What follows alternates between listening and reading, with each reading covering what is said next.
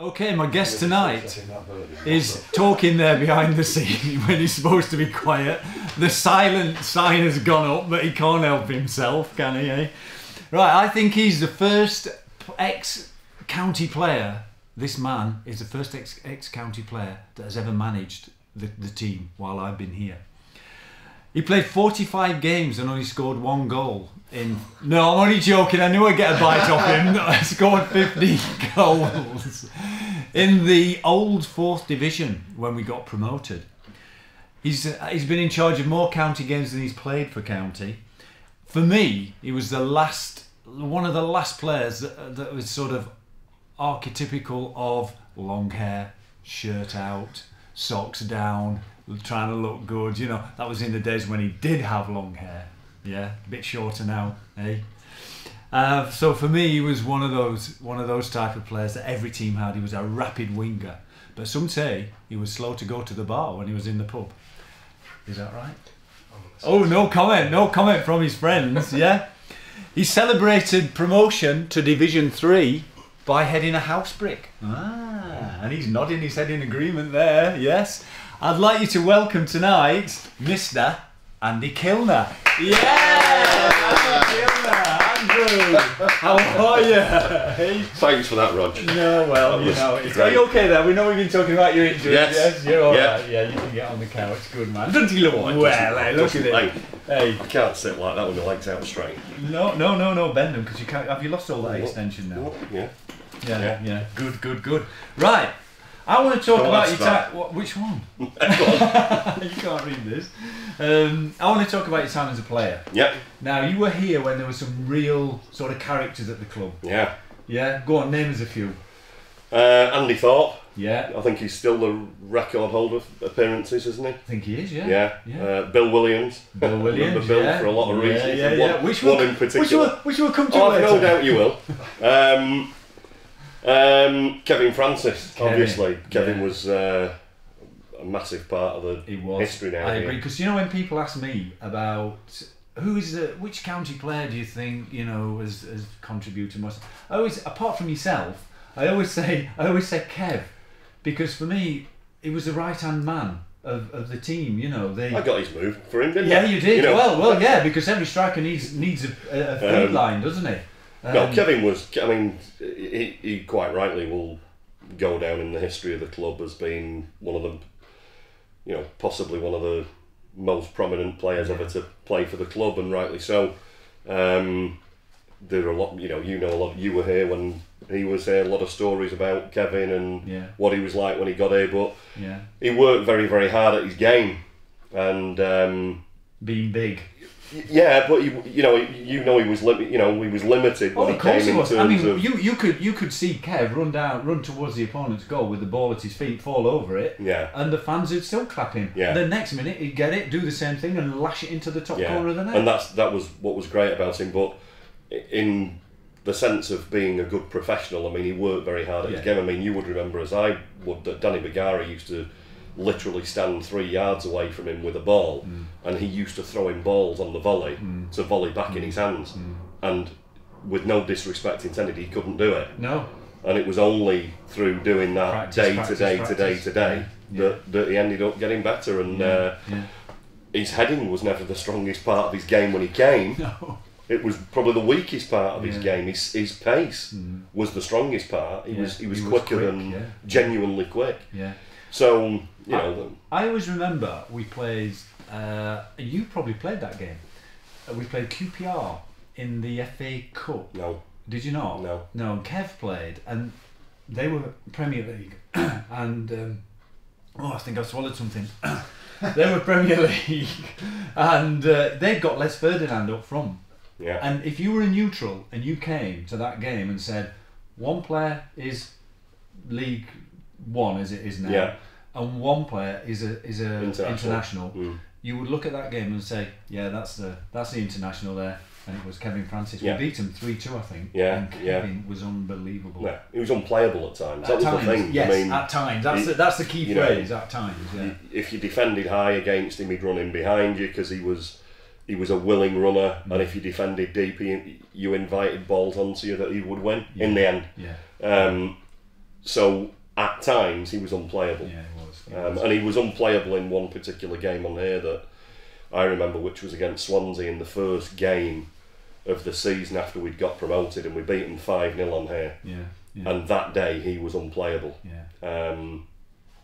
And I was actually. Well, you're doing it. Yeah. I know what you mean, because I think Good, players. I'm glad you do. I think players are self-deprecating, don't you? I think you're always critical. You never think you're as good as what you actually were in the eyes of other people. Would you agree with that? I think that, yeah, but I wouldn't agree all. I'd agree that, or I think that some players actually think they've played better. Well, yeah, there are some. I agree with that.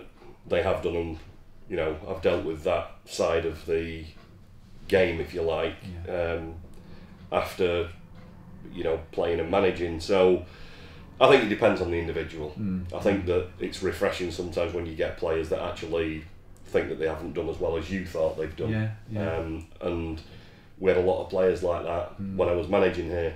Players that wanted to do better. We're gonna come on to that at some later. But Danny, we've mentioned Danny. What were your thoughts of Danny? Because I always like to ask the players this, because Danny was a character, wasn't he? Oh, he was. Yeah, he was. And I'm not going to fall into the same trap, Rodger, of telling you a Danny story in his voice for you to say, oh, was he from Wales? So I've seen enough of these interviews. I'm just not going to do that. Come on, that's the interview crash. So there are no stories on Danny Bergara from me. No, he was an innovator, wasn't he? Yeah. He was completely different. Yeah. Couple of stories that I remember about. Three, I suppose. One was when I scored the goal against Torquay, that I think a lot of county fans sort of remember. We were 1-0 down and we probably needed to beat them, I think, to make sure that we were staying in the automatic promotion places, and I scored that goal in front of the pop side, I think, the volley. And a couple of days later he called me into his office after training, and I went down into his office and I thought, oh, God, what's he going to say to me? He must have seen something in a game that he didn't like, and I scored this goal, And I went down and sat in the chair in front of him, and he was sat behind his desk and he had a little dram of whiskey after training, and the sweat was dripping off his nose. That's not like Danny. No, it was a strange one. I think he had a cold at the time. He was trying to fight always it been off. Medicinal. Yeah. Lasted 365 days. Yeah. And I sat in front of him and he just said, "Killer." And I went, "Yes, boss." And he went, "Fucking hell, killer." And I said, "Right, boss." "Fucking hell, killer."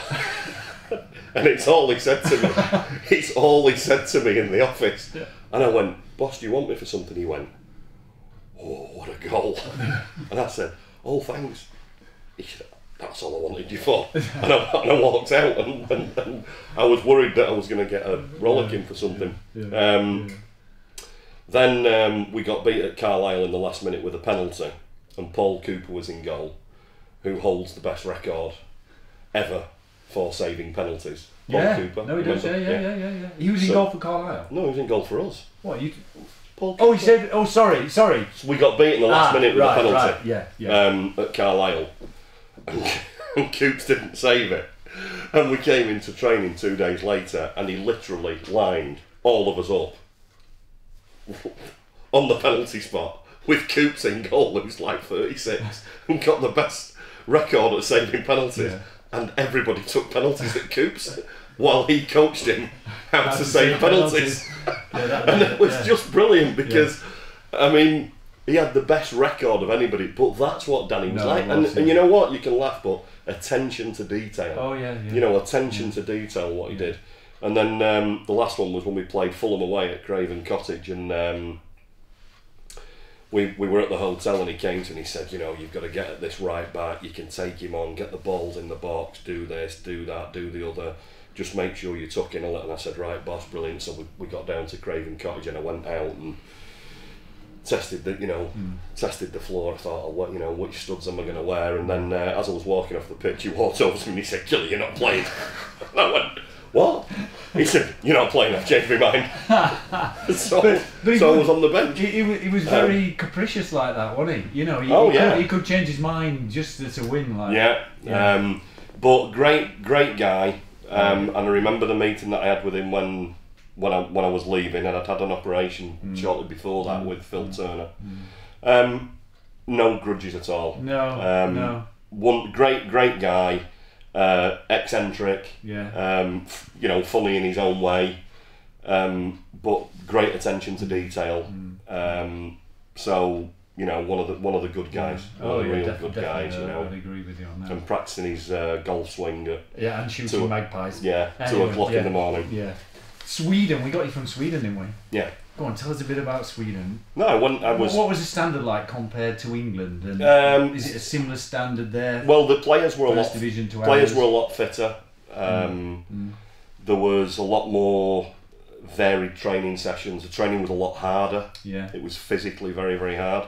I was fortunate because when I came back and came here, I was the fittest that I'd ever been. Well, I remember you flying down that wing. You were rapid, weren't you, in those days? I was quick and I was strong, and that was down to the fact that I'd done those pre-seasons that started in January and finished in April. Well, I always think it stands you in good stead to do a good. There's no doubt about it, and I was never the best trainer, but in Sweden I did it because it was what everybody else did, and you'd lag behind. And I wanted to play, and I played in the top division there, and I ended up going there on loan initially from Burnley. I played for England's youth team. I'd got into Burnley's first team. I then had my first injury. And then this just shows how life works out. But when I played for England against Switzerland, we beat them 4-1, and I scored twice for England's under-19s at the time. And the guy who was the manager for Switzerland's under-19s at the time was a manager for a club in the top league in Sweden. All right. And what happened was that my name, for some reason, stuck in his head. Yeah, as it does, yeah. 6 months later, he rang the club and said, "I know he's been injured, would you loan him out?" And I went on a 3-month loan, and I'd stayed 6 years. You did well out there, didn't you? I had a great time. You were quite famous. I remember us going out there to Halmstad pre-season. That was where I played for 3 years. I mean, what a great place. Went to this hotel, and what's the girl singer? Marie Fredriksson. Yeah, what band was she in? Roxette, that was it. And they had the room donut. Yeah. All I remember is they had this big we went there for 9 days, didn't we? Yeah. And there was this great hotel, and there was music every night on from after beach party. The weather was great. It was. And there was this band I got sacked shortly afterwards. Did you? I think it was. Well, we had a game. I think we were there for 9 days. I think we had a game every single day for 8 days, and there was one day where we could go to the. We went out. Yeah, we did. Yeah. No, but I'll tell you something. I mean, joking aside, that was a good pre-season. Oh, it was fantastic. And we went to Finland the year after. Yeah, we did. That was unbelievable. Remember when the coach driver nearly died? Oh yeah, yeah. I and Kareem dived in and saved him. Oh, he did. Yeah. Can you remember? He did. Yeah. He'd been in the sauna and all the lads were diving in. He collapsed, didn't he? Yeah, and he must have thought. The lads have been diving into this pool off this boat, and this big fat bus driver had been in the sauna for an hour. Yeah. And then when the lads had gone in to eat, this bus driver decided that he was going to have a swim. So he dives in. That's right. And he was struggling, and then one lad just noticed him that he was going under, and Kareem dived in and saved him. Yeah. He did. Finland was fantastic. Unlike the Frenchman to dive in the front line and Swede. But if I remember rightly, you won the go-karting. We went go-karting. We did, didn't we? Remember? Outside. Lovely track in the forest. Yes, it was. Yeah, I remember that. Do you ever think you could have been a racing driver? I don't know. You showed a lot of determination around that. Well, I did. Yeah. I mean, aggression. I think you bumped into a few of the lads. Your co-miss wasn't happy. I think no, he wasn't. But he wasn't happy about a lot of things. Jarko, he was happy when he was doing the school talks. No, they were good pre-seasons. They were joking aside. I mean, we did very well to pull those together. And China, we went to China. Yeah, so what an experience! We were all over the place. It was brilliant. We did. We went to Sweden, Finland, and then we went to China at the end of the season, which was fantastic. Do you remember we were top of the league by Christmas, and we went. I think it was just after New Year's Day. We went off to Was it Tenerife? Yeah. Tenerife for a week, mid-season break. Yeah. We were up top of the league. To recharge the batteries. Yeah, to recharge the batteries. We won one in the next 18. Yeah, we just managed to stay up. Hey, we shouldn't manage. We shouldn't be laughing about. We didn't just no, manage. No, but I'll tell you a story about that. Because that's obviously something that you can't get away from. Yeah. I walked in this very same room after the 3-2 defeat of Wolverhampton Wanderers on the. Is that your cup or your phone? Singing. No, it's my cup. It's a Christmas one, yeah. Anyway, it's very respectful, that, Rodger. It'd go down well in a press conference. Alex Ferguson, wouldn't it? So I walked in this room with the chairman after we beat Wolves 3-2. Wolves were top of the league at the time. They'd spent about 6-7 million on Adi Akinbaye. Yeah. And let me just add, this was championship level, by the way. Oh, I mean, we played a lot of good football clubs, and competed against most of them, and had our pants pulled down against some of the others, which happens, which is going to happen, But I came in here, and we'd gone fourth in the championship at the time, and there were 26 games of the season gone, so it wasn't a flash in the pan. No. We had Ian Moore that was carrying a hernia. Yeah. Sean Connolly was carrying a hernia. Yeah. Right.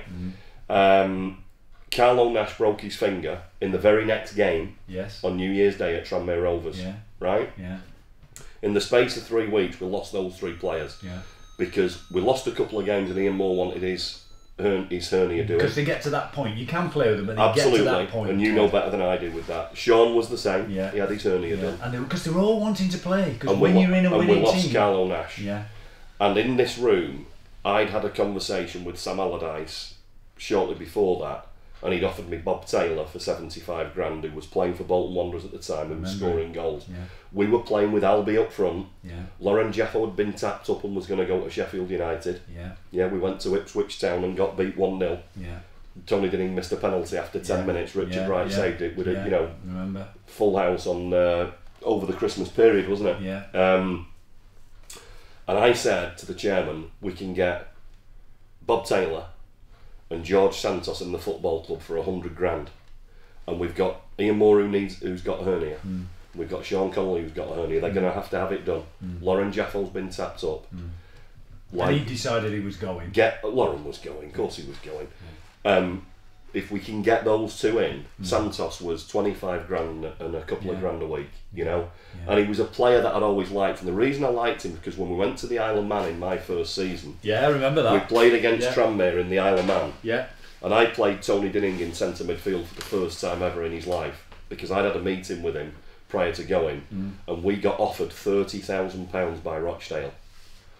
£30,000 Steve Parkin offered the club, and the chairman wanted to take it. For Dindo? For Tony Dinning. Yeah. And he said he's been here too long and he's not got a position. And I said, I don't want to sell anybody until I've worked with them for, say, a couple of months, 3 months, and we can decide after. Yeah. We played Tranmere that day in the Isle of Man. We beat them 3-1. Santos was outstanding, but Dinning was unbelievable. Yeah. I mean, and he was unbelievable when I was here as a manager. Yeah, no, and he came off the field and he said, bloody hell, Gaffer, he said, what a player he is, Santos. And immediately, it was Lauren's mate, and I got Lauren to ring Santos, and he said he would come. Yeah. We got on to him, they wanted 150 grand. We wouldn't pay it because he was out of contract. Then what happened was that on that day of the Wolverhampton game, I'd spoken to John Aldridge, and he said, if you give us 25 grand, you can have him. Wow. And we never got him. And where did he go? West Bromwich Albion. Yes. And he came and made his debut here, and we got beat 1-0. And he signed for them on transfer deadline day, and Gary Megson was manager. And we should have got Lauren Jaffo, and we should have got Bob Taylor. That's me as a manager, sort of. That run that we went on, incidentally, I think we drew 10 games. Yeah. And some of those games were against Blackburn Rovers, Manchester City, we played some big teams. Wolverhampton Wanderers at Molineux, leading 2-1, and I think they scored in the last minute of the game. Foul on Carlo Nash. It was Rob Stiles, the referee. So yes, we did go on that run after Tenerife, but I think that given the league that we were playing in, and the teams that we were playing. We went to QPR and drew 1 each. We went 1-0 up. Rob Matthews scored. And the year after, we went there and beat them 3-2 with 3-0. 3-0 with 10 men. With 10 men. Yeah. After 20 minutes. Yeah, I remember. And that was a full house at Loftus Road. The year before, they were still going for promotion. And if you remember rightly, we went 3-0 up here against them, and drew 3-all. Remember, I don't know, it was Kevin Gallen scored and people like that. I mean, people might not realise what your achievements were as a manager. You actually, which they would die for now, the fans would die for your achievement, which was to maintain our status in the Championship. And that's what you did for 2 years. Well, we did, and actually, when you break it down, we did it comfortably. Because if you've got 40 points, I think we had 40 points after 26 games. There was albeit that the run that we went on was not something that you would wish on anybody. Yeah. But we were never going to go down that season because we had 40 points on Boxing Day. Yeah, we did. So it was not an issue or thereabouts. I will stand corrected. But the achievement was phenomenal. Well, it was set out at the start of the season was that all we want to do is actually stay in the Championship. This is Richard Landon. He's boring. He does this he thinks it's funny. I've watched it. Richard, you're boring. I've watched it, Rodger, and I know that your phone rings all the time. I just can't understand why you don't turn it off. I know, you're right. But there we go. So.